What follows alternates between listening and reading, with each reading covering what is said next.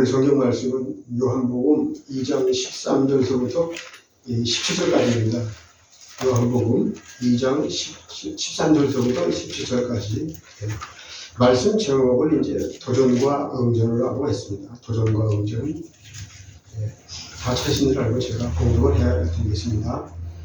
유대인의 유월절이 가까우니라 예수께서 예루살렘으로 올라가셨더니 성전 안에서 소와 양과 비둘기 파는 사람들과 돈 바꾸는 사람들이 앉아있는 것을 보시고 노끈으로 채찍을 만드사 양이나 소를 다 성전에서 내쫓으시고 돈 바꾸는 사람들의 돈을 쏟으시며 상을 엎으시고 비둘기 파는 사람들에게 이르시되 이것을 여기서 가져가라. 내 아버지 집으로 장사하는 집을 만들지 말라 하시니 제자들이 성령 말씀에 주의 전을 사과하는 여신이 나를 삼키리라 한 것을 기억하더라. 아멘. 기도하겠습니다. 어느덧 단풍이 완연해지는 10월이 되었습니다. 또한 올 한 해의 마지막 분기에 접어들었습니다. 올 한 해 확실하게 결과를 맺거나 열매를 맺을 수 있도록 하나님 도와주시옵소서. 늘 부족하고 미숙하며 바보스럽고 우매한 이 사람이 이 시간 도전과 응전이라는 제목으로 말씀을 드립니다. 힘과 능력을 주시옵소서. 그래서 오늘 베푸시는 은혜로 더욱 주님을 따르며 믿음을 지키며 하나님께 영광 드리는 삶을 살 수 있도록 해 주시옵소서. 예수님의 이름으로 기도하옵나이다. 그 영국의 유명한 역사학자가 있습니다. 아놀드 토임이라고 여러분들도 익히 아실 겁니다. 그분의 아주 유명한 저서가 있죠. 도전과 응전이라는 책이 있습니다. 오늘의 그 설교 제목을 제가 거기서 따왔습니다. 아놀드 토인비는 1889년에 이제 영국 런던에서 태어났습니다. 그 옥스퍼드 대학교에서 공부를 하시고 고대사를 전공했습니다. 1934년서부터 1961년까지 27년 동안 문명의 흥망성쇠에 대해서 이제 분석을 했습니다. 그래갖고 역사에 연구하는 책 12권을 썼습니다. 그는 독자적인 그 문명 사관을 그러면서 이제 제시를 합니다. 과거의 칼 막스나 이런 사람들과는 다르게 역사가 경제력이 아니라 이 정신적인 힘에 의해서 역사가 형성되더라는 것을 이제 그의 집에 찍었습니다. 칼 막스로 말하면 여러분들 다 아시다시피 공산주의 이론가 아닙니까? 이 사람들이 유물사관입니다. 역사가 경제력에 의해서 움직이는데 경제력이 경제가 뭡니까? 이 물질 아니에요? 그런 것에 유물사관에 의해서 그런 것을 이제 많이 가진 자권을 이제 없는 사람들이 프롤레타 혁명을 일으켜서 들고 엎어서 집권을 해갖고 그 공동 소유로 만든다 이게 모든 걸.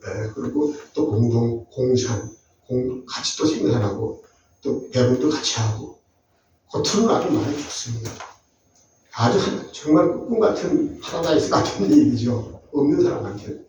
그러나 그게 다시 또 공산혁명을 일으켜야 되는 입장에서 다시 엎어버리고 그들이 누가 거기서 그걸 어떤 걸 뭘 하겠습니까? 당에 있는 총선이나 그런 책임자가 최고 책임자가 돼갖고 다시 그 사람들이 독재자가 되는 겁니다.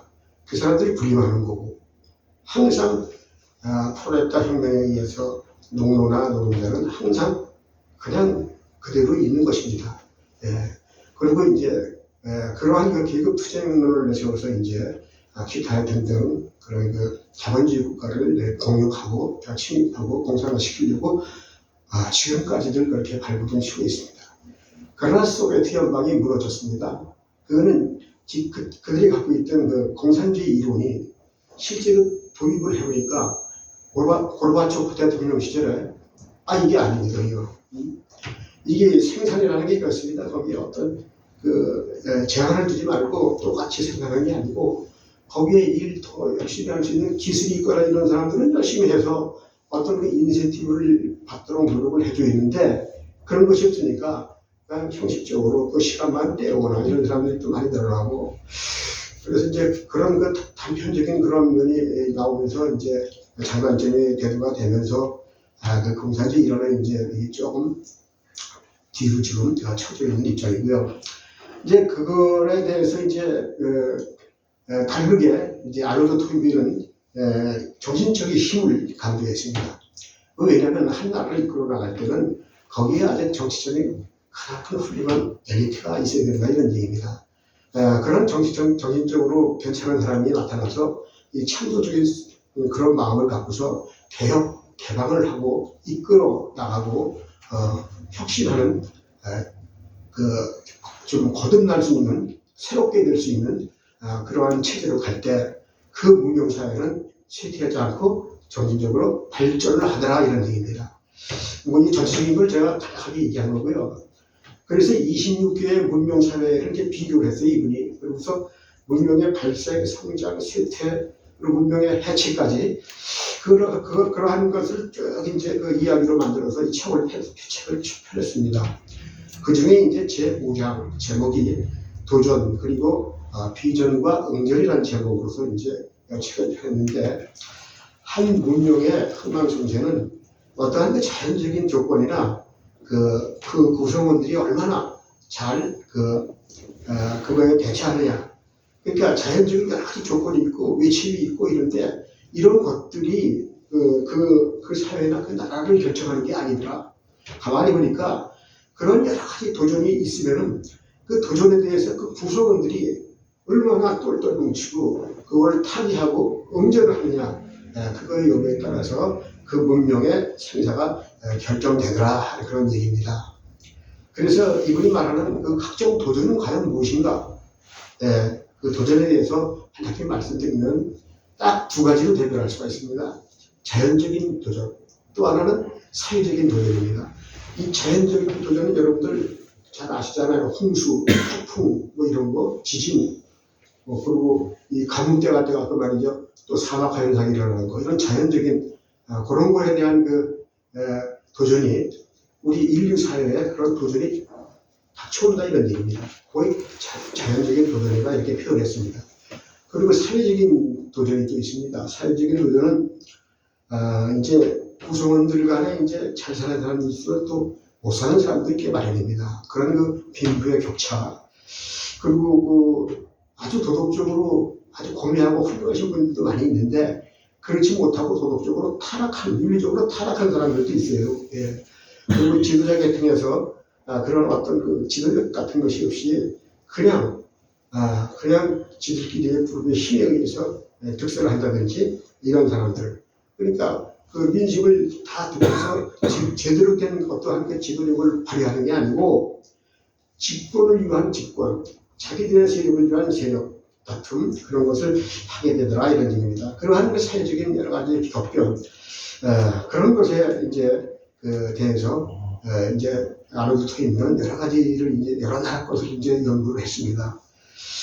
그래서 이제 결과 토인비는 여기에서 문명이 발생할 때 발전적으로 나갈 때 보면은 그 도전에 응전을 하는 창조적인 소수자가 있더라 이런 얘기입니다. 창조적인 소수자.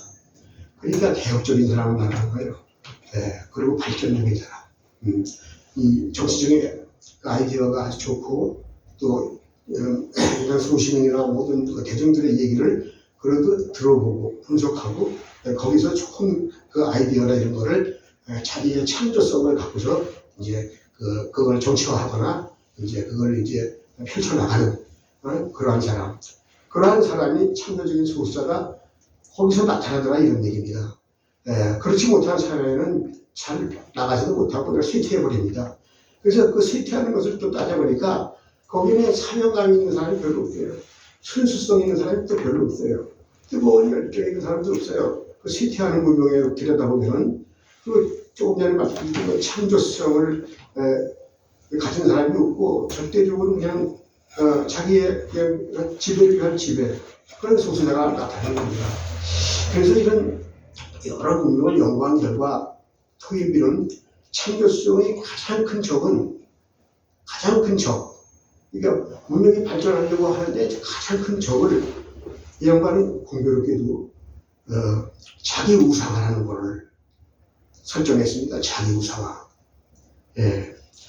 그래서 가장 유명한 역사적인 그러한 사례를 정말 공교롭게 신약 성경에서 그것을 이제 나타내고 거기서 이제 그것을 발표했습니다.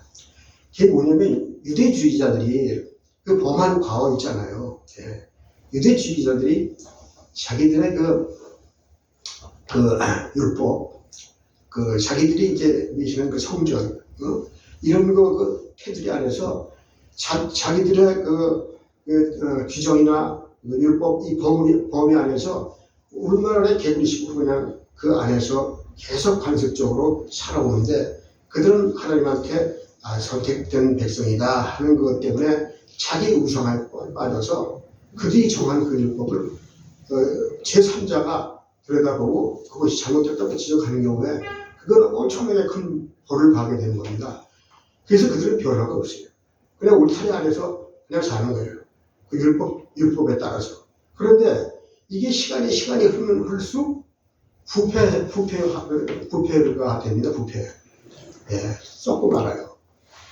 성전에서 하나님을 섬기고 계속 노력하다가 성전 안에서 장사치가 들어오고 성전 안에 어떻게 짐승을 데리고 들어갑니까? 그러니까 도저히 있을 법한 것도 아닌데 그들은 왜 그 제사장들이나 사두개들이나 바리새인들 이런 또 유대주의자들 이런 사람들의 그냥 묵시적인 그거에 의해서 성전에 관심이 있는 게 아니고 성전 뒤에서 오는 성전세에 더 관심이 있는 겁니다. 그리고 율법주의도 마찬가지예요. 주일날 아픈 사람 치료해드리니 그냥 난리가 나는 거 아닙니까?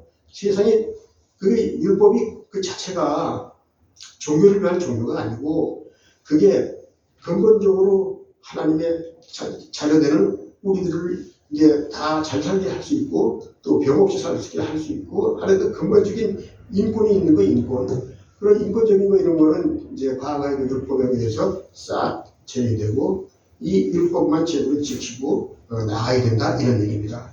그렇기 때문에 그 잘못된 그러한 거에 대해서 거기에 대해서 이제 예수님께서 청년 예수님께서 이제 나타나시고 거기에 대해서 혁신적이고 개혁적인 활동을 하십니다. 특히나 이 유대인들이 범한 과거 중에 제일 큰 과거는 아예 예수님을 결국에는 자기들의 시기 질투하면서 예수님을 결국에는 십자가에 죽음으로 몰아친 것입니다. 예, 그래서 그러한 유대주의자들이 잘못된 선민의식, 자기우상화 이것이 제일 큰 공공의 적이 될 수 있다. 그런 치필을 했습니다. 그리고 이제 거기에 대해서 개혁적으로 예수님께서 이제 도전을 하는데 그 유대인들은 거기에 대해서 조금도 응징하지 않도 안 하고 그냥 정해져 있는 그거 그대로 끌고 나가는 겁니다. 그러다 보니까 AD 70년에 로마 제국 티토 장군에 의해서 멸망당합니다. 예, 아주 심하게 멸망을 당합니다. 그래서 성전을 다 불태워버리고 가옥이랑 가옥은 다 불태워버리고 거기 있는 그 이스라엘 민족 유대인 모두 다 이제 잡으면 죽여버리니까 그냥 해외로 탈출해버린 겁니다. 그래서 이제 그 많은 유대인들이 죽습니다. 그리고 결과적으로 이제 해외로 나갔는데 북아프리카 또 이 지중해 그 포르투갈 이런데 또 저 스페인 이쪽에 또 그리스 그리고 또 이태리 저 위로 올라가서 영국이나 이런 데니까 독일까지 프랑스까지 다 흩어집니다. 그리고 동쪽으로 폴란드나 아시아 쪽까지 러시아까지 다 산전이 흩어집니다. 그것을 이름을 뭐라고 그러죠? 디아스포라라고 그러죠. 디아스포라. 그래서 그러한 잘못된 것에 대한 결과물이 그들의 사회를 나라가 없는 유랑하는 나라가 없이 있는 유랑하는 그러한 민족으로 만들고 말았습니다. 그래서 제가 그 당시에 옛날 당시에 청년 예수께서 그런 유대 지도자들한테 정말 정면으로 도전을 하고 그랬던 사례 중에서 정말 예수님께서 모범적인 그러한 행동을 하신 게 이 성경에 있습니다. 그래서 그 성경에 있는 그 장을 제가 오늘 본문으로 읽어드렸습니다.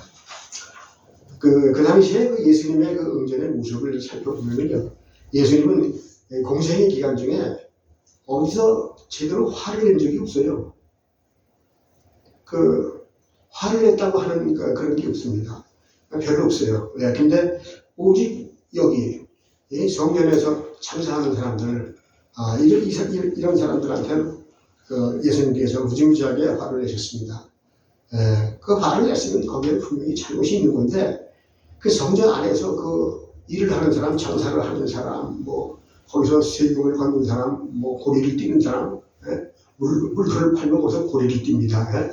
그런 사람들은 그게 오랜 동안 그 습관이고 관습이기 때문에 자기들 그 울타리 안에서 그들은 아무 잘못을 느끼지 못하고 있었습니다. 대제사장들 그렇고요, 사두개인들 그렇고, 바리새인들 그렇고, 그 점심을 파는 사람들, 돈을 바꿔주는 환치기 하는 사람들, 그런 사람들도 다 그렇고요.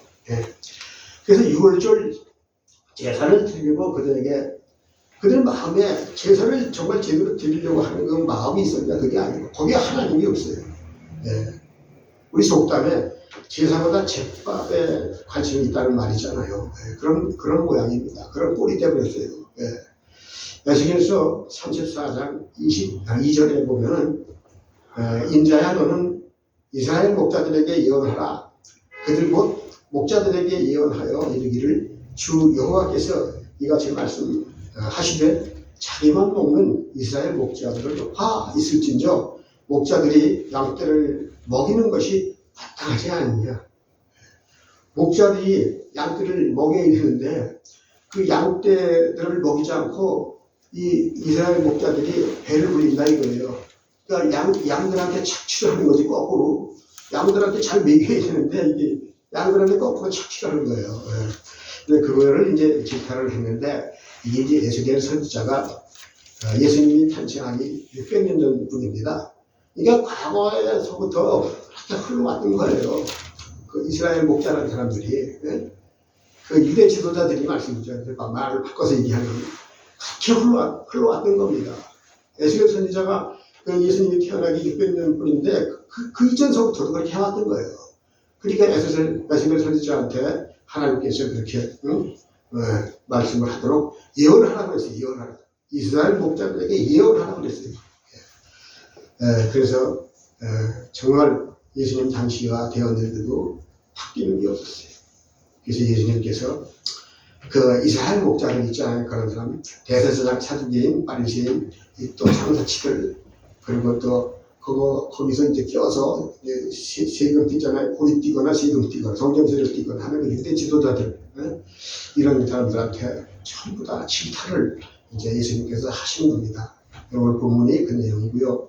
오늘 그래서 성전 정화 사업에 대해서 여러분들한테 말씀을 드리는 겁니다. 요한복음 2장 13절 이 말씀을 좀 이용하면서 말씀을 드리겠습니다. 요한복음 2장 13절이요. 유대인의 유월절이 가까운지라 예수께서 예루살렘으로 올라가셨더니 성전 안에서 소와 양과 비둘기 파는 사람들과 돈 바꾸는 사람들이 앉아있는 것을 보시고 성전 안에서 이런 행위를 한 겁니다. 거기 소나 양들이 가냥 있는 것도 아닐 텐데 별을 뭐 하거나 이럴 텐데 이 성전 안에서 이런 일을 벌였습니다. 그리고 그 안에서 또 돈을 바꾸는 일을 했고요. 그래서 화가 나서 예수님께서 노끈으로 이렇게 채찍을 만들어서 그 동물들을 이제 양이나 소를 이제 이렇게 모아서 성전 밖으로 내쳐치웠고 그 돈 바꾸는 행위를 하는 사람들 돈 상자 있잖아요. 이거 엎어버렸고 그리고 비둘기 파는 사람들한테는 이제 이르시되 이것을 여기서 가져가라 이렇게 말씀합니다. 성전 밖으로 갖고 가라 이런 얘기죠. 그리고 내 아버지 집 하나님 전이죠. 하나님 전에서 이 장사하는 집을 이렇게 만들지 말라. 기사들이 이제 성경 말씀에 17절에 보면 주의 전을 사고하는 열심히 나를 삼키리라 한 것을 기억하더라. 제자들이 성경 말씀을 기억하는 겁니다. 제자들이 성경 말씀을 기억하는데 그 성경 말씀이 주의 전을 사모하는 열심히 나를 삼키리라. 이것이 이제 시편 69편 9절 말씀을 인용한 겁니다. 시편 69편 9절 말씀 보면은 주의 집을 이어하는 열성이 나를 살피고 주를 비방하는 비방이 내게 미쳤나이다. 주의 집을 위하는 열성이 나를 삼킨다 이렇게 되어 있어요. 주의 전을 사모하는 열심이 나를 삼키리라. 잘못 주의 전 성전에서 이들이 정말 제대로 한 행동은 아니고 뭔가 좀 오버했어요. 잘못했어요 너무나. 성전을 위한 성전이 되어버린 거예요. 결국에는 예루살렘 성전 안에서 거기에 이제 하나님은 없어. 그냥 이 건물을 위한 건물이 되어버린 거야. 그들 마음에는. 왜냐면 그들은 다른 생각을 하고 있으니까 아이고 2월에 한번 대목 한번 챙겨야지 뭐 이런 마음이 하고 있는 거지. 영을보다 절밤에 더 관심이 있는 거예요. 좀 다른 쪽 얘기를 좀 해서 좀 안 되는데 그런 모양입니다. 그래서 이제 나를 삼키라 했어요. 나를 삼키라. 진짜 성전이신 예수님을 말하는 겁니다. 나는 여기서. 그러니까 나 예수를 삼키리라. 이거 이제 좀 있다가 이제 십자가에 이제 죽임을 당하는 것을 예언을 한 겁니다. 제자들이 그것을 이제 기억한 겁니다. 그러니까 시편 69편 9절이 이제 인용되면서 제자들의 기억을 통해서 이 시편 69편 9절이 기억하는 그 자체를 거기에 중요한 게 있지 않습니까? 나를 삼킨다, 예수님을 삼킨다. 기어코 청년 예수께서는 기어코 십자가에서 죽음으로 간다. 죽음으로 가기까지 내가 이런 성전에서 잘못된 것을 바로잡고 엎어버리겠다. 벌써 예수님은 모든 게 각오가 되어 있는 겁니다. 거기서 개혁의 도전, 그러한 강한 힘을 갖고서 모든 일을 이제 접근한 것 중에 하나입니다. 그리고 이제 예수님이 여러 가지 이제 집회를 통해서 정말 기적도 나타나시고, 그리고 또 여러 그냥 아픈 사람들도 다 고치시고, 또 죽은 사람까지 일으켜 세우시지 않습니까? 그러한 일련의 모든 행동을 이제 이 유대인들은 지켜보는 겁니다. 지켜보고, 그들이 정말 계속적으로 하나님의 백성, 지금 선택된 백성이다 이런 얘기예요. 자기들한테 자기가 빠져 있어. 자기 우상에 빠져 있어요. 저 사람 잘못된 거야. 우리가 만든 이 율법, 우리가 이 성전에서 하는 이 예배, 이것이 제대로 된 거다. 저 사람 잘못된 거다. 자기들 스스로가 그냥 젊은 청년이 뭘 알겠냐는 식이겠죠. 그러면서 몰아치면서 그들은 미워하게 되고 시기하게 되고 결국에는 십자가에 못 박혀 들어가시게 합니다. 세상은 그렇습니다. 우리 눈을 가릴 뿐이죠. 세상은 세상의 이 방법대로 흘러갑니다. 누가 아우하는 식입니다. 자기들 이익만 뒤로 챙깁니다. 그래서 성전 안에서 예수님께서 그 마음을 단단히 먹으시고 치우셔야 했던 것을 싹 치우셨습니다. 어찌 보면 예수님께서 예수님의 도전에 대한 응전을 행동을 하신 겁니다.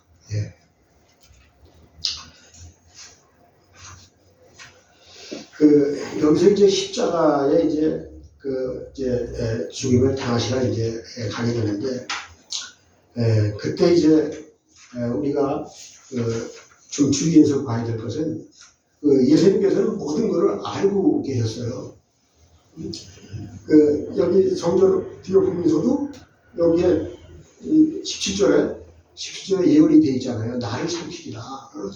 다 알고 계신 분이야, 이분은. 그리고 또 십자가를 미시고 이제 언덕을 쭉 가시는데, 그때도 뒤에 이제 예수님을 추적하는 무리가 있었어요. 그 무리들이 우니까 나를 위해서 울지 마라. 너나 네 자녀를 위해서 울어라. 그거 뭐예요? 조금 있으면 니들이 망한다는 것을 경고해 주는 거예요. 얘기를 해 주는 겁니다. 그래서 예수님께서 33년이잖아요. 근데 AD 70년에 그 로마에 의해서 이제 멸망을 당하죠.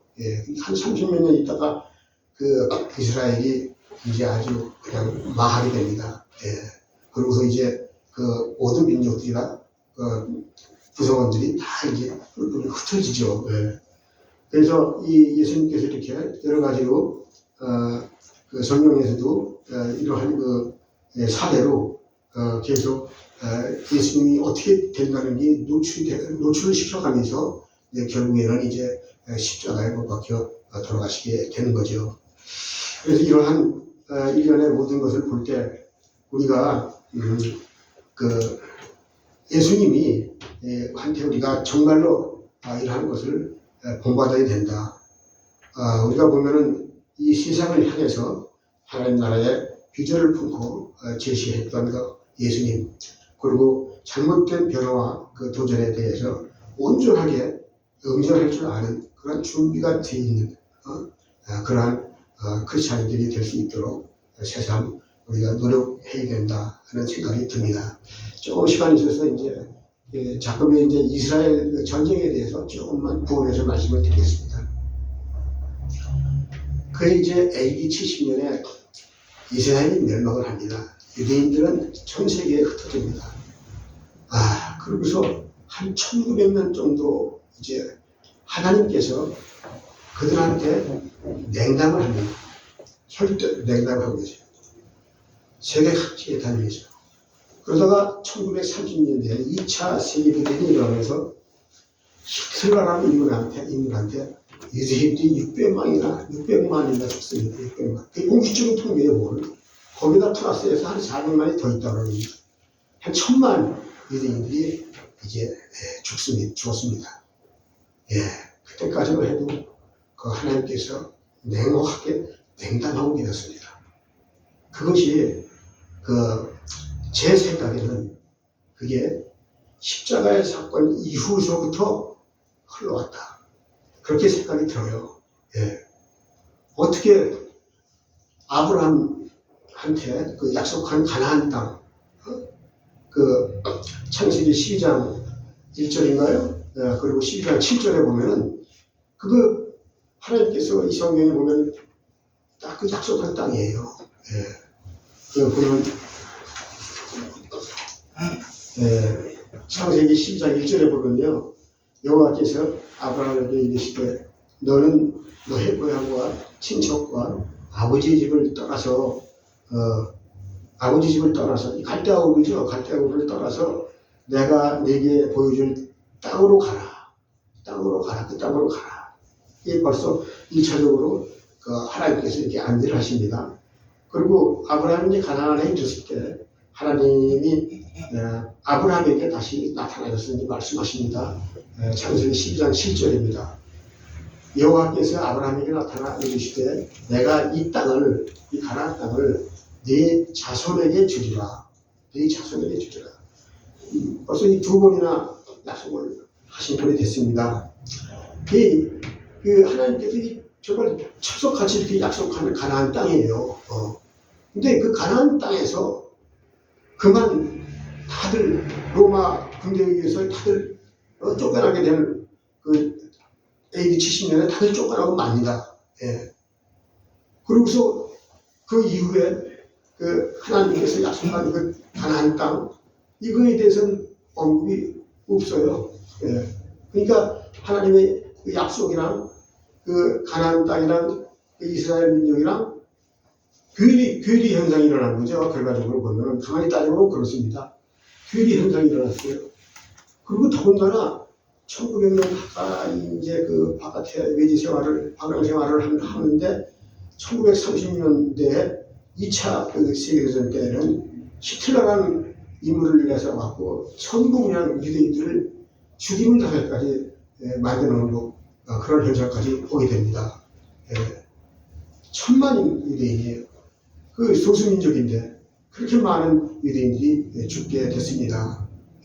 그러고서 좀 있다가 한 10여 년 있다가 1948년 5월 달에 그 이때가 이제 가나안 땅이 영국의 식민지입니다. 그래서 이제 그 유태인들이 뭉쳐서 영국 정부에 의해서 가나안 땅을 찾고 싶다 하니까 거기서 이스라엘 공화국을 건설하게 됩니다. 영국의 일통이 없어서 이스라엘 공화국을 만듭니다. 영국이 기독교 국가예요. 그리고 지금 이 가나안 땅에 들어설 때 쓰면서 또 거기서 또 다툼이 있지 않습니까? 1900여 년 동안 그 아랍권에서 거의 장악하고 그 사람들이 살고 있었는데, 팔레스타인 사람들이 살고 있었는데, 그거 어느 날 갑자기 말이지, 식민지 영역에 의해서 영국에서 말이지, 영국 지원해주고 영국에 동의하고 유태인들이 거기 내 땅 이런 식으로 해서 자기들이 그 나라를 건설하는데, 이게 얼마나 가겠습니까? 계속 싸움이에요. 계속 싸움이 일어나고, 그게 여태까지 2024년, 2017년까지 계속 싸움이 일어난 겁니다. 그래서 나는 근본적으로 이것을 해결하려면 나는 예수님이 다르다 이렇게 생각합니다. 예수님이 다르다. 그 예수님이 다르다. 왜냐? 이 영국도 그렇고요. 이 유럽 세계도 전부 다 기독교 국가입니다. 기독교 국가예요, 거기가. 그리고 미국도 기독교 국가입니다. 그러한 그 기독교 국가에 대해서 이제 지금 다투고 있는 두 집단, 이 다투고 있는 두 집단은 예수님을 인정 안 하는 집단이에요. 영원히 안 하는 집단입니다. 유대인도 그렇고 아랍도 그렇고. 그러니까 이 예수님을 인정하지 않는 이런 두 집단에 대해서 싸움을 멈추게 할 수 있는 방법은 그래도 예수님을 믿고 그 선진국이 되고 기독교 국가로서 아주 화려하게 지금 강대국이 되어 있는 이 유럽의 기독교 국가들, 독일, 프랑스 이런데 강력한 국가들, 그리고 또 이쪽에 미국 있지 않습니까? 미국, 이게 개신교 아닙니까? 기독교 국가입니다. 이런 국가들이 힘 있는 기독교 국가들이 나서서 이제는 그 이스라엘 거기에 아랍이나 팔레스타인이나 이제 이스라엘을 상대해서 이제 그걸 잘 조율을 해야 된다고 생각이 듭니다. 왜냐면 그들끼리 어떤 조율이나 합의를 만들어 놓으면 그거 안 돼요. 절대 안 됩니다. 그러니까 저희가 정말 예수님을 제대로 믿는 그러한 기독교 국가에서 힘을 갖고서 그거를 조율해야지 그 예수님을 안 믿는 그러한 두 집단이 계속 싸우고 있는데 저걸 빨리 잘못 망치면, 잘못 그대로 방관하게 되면 3차 대전이 일어날 수도 있습니다. 그렇기 때문에 하루속히 우리 기독교 국가들이 힘을 합쳐서 지금 유엔에서도 이 기독교 국가들이 강대국이에요. 다 보면은. 그러니까 이렇게 강대국들이, 선진국이면서 강대국들이, 그리고 예수님을 영접하고 예수님을 믿는 국가들은 다 잘 살아요. 공통적으로 다 잘 살고, 또 군사적으로도 또 강대국입니다. 그렇기 때문에 이런 강대국도 잘 사는 이 기독교 국가에서 정말 예수님을 아직도 인정 안 하고 있는 그 유대인, 이슬람 국가, 그리고 또 이스라엘 국가, 이 국가들을 잘 조용해서 어떻게 보면은 그 옛날에 예수님이 십자가에 못 박혀 들어가시면서 그때 여러 가지를 예언했던 거, 그거를 제대로 실천할 수 있는 예수님이 도전과 응대를 했던 그러한 모든 개혁적인 모든 거, 그런 것들을 합쳐서 이제 정말 주님의 뜻 안에서 잘 주의를 갖고 이 전쟁이 빨리 조식되기를 바랍니다. 감사합니다. 기도하겠습니다. 사랑의 하나님 감사합니다. 오늘 예수님의 성전 이야기를 했습니다. 여기 계신 성도님들, 예수님처럼 우리 모두 현실에 너무 많이 하지 말고 회개 있게 기도하며 주 안에서 하나님 사업뿐 아니라 모든 일에 앞으로 보다 새롭게 보다 발전적으로 모든 도전에 대해서 제대로 운전할 수 있는 저희 모두가 될 수 있게 해 주시옵소서. 예수님의 이름으로 기도하옵나이다. 542장 1절만 보겠습니다. 542장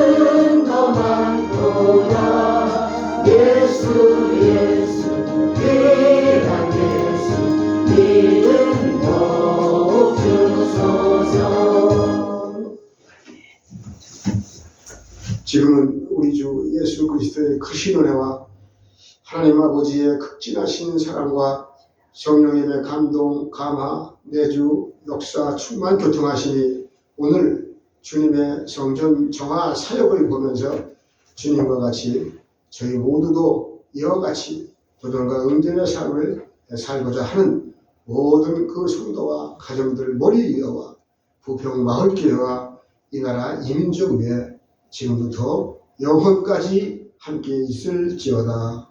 아멘. 감사합니다. 마치겠습니다.